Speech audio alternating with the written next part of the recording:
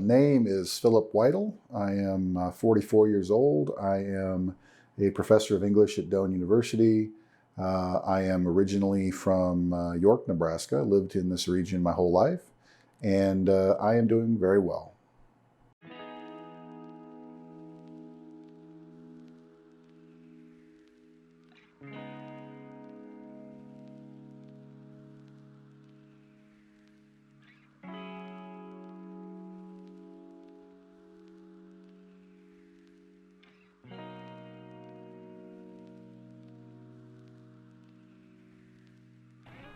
I can say in all honesty that I do like my life here. And I think that has a lot to do with time and age. One of the things that I've noticed as I've gotten older and have lived through things is that the normal things that happen as you get older, you lose things, your body starts to betray you, you go through hardships, you have opportunities, sometimes unwelcome, to ponder the meaning of your life and what's important to you and what your identity is.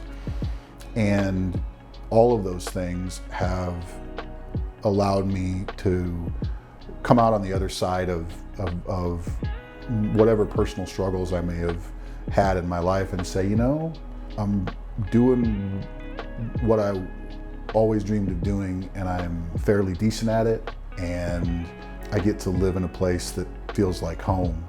And when I look back on it, that's really, I think, all any of us can ask for. We could all say, I would like to make more money, or I'd like to accomplish this or accomplish that. But, you know, I've had 3 dreams in my life. I wanted to be the point guard for the Lakers. I wanted to be a political speechwriter, and I wanted to be a college professor. And I've gotten to live through 2 of the 3. And,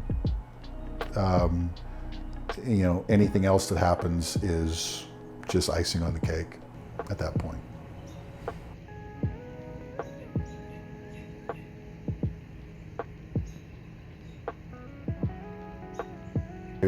I've spent most of my life, nearly all of my life, in the Great Plains, and a home to some of, you know, it's sort of a microcosm of human existence, of the power of human development, but also the double-edged sword of development, the loss of the grasslands, the effect on our eating habits and our food supply and the environment.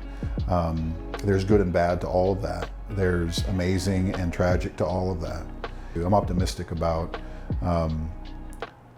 the future of the environment and climate. I think we're long past the awareness stage. And, you know, even in the marketplace, it wasn't that long ago that electric cars were laughed at, and now everyone wants one. And I think that's just a sign that, given time, that we'll be able to figure some things out and do things in a way that's kinder to the planet, while also helping everyone live reasonably well. That's a difficult balance, but I think we're going to be able to find it. I think we could solve most of our problems, both locally and globally, both socially and economically, if we simply took more time to listen and then charted our course based on helping as many people as possible feel better about their lot in life. But you can't get there unless you really pay attention and you really listen. With that said, if you think about the trajectory of human existence, I like to think we're in a better place today than we were 10 years ago, 20 years ago, 30 years ago, if only because we're continuing to wrestle with not only what we've achieved, but also what's not working well. And I think our willingness to struggle with those things, to try to fix those things, means that we're at least willing to be aware of them. And that's not a small thing. But I think the next step is learning to listen to one another better.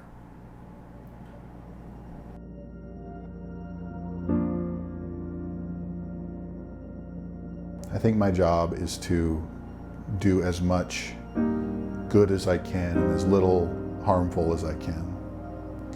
And if I can find some meaning in my day-to-day existence, I'm pretty successful. I think that life, while resilient, intelligent life, like humanity, is rare enough, at least in our, solar or galactic neighborhood.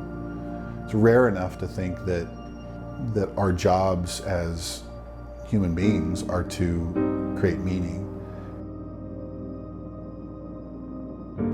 What does it mean to be human? I think awareness is human.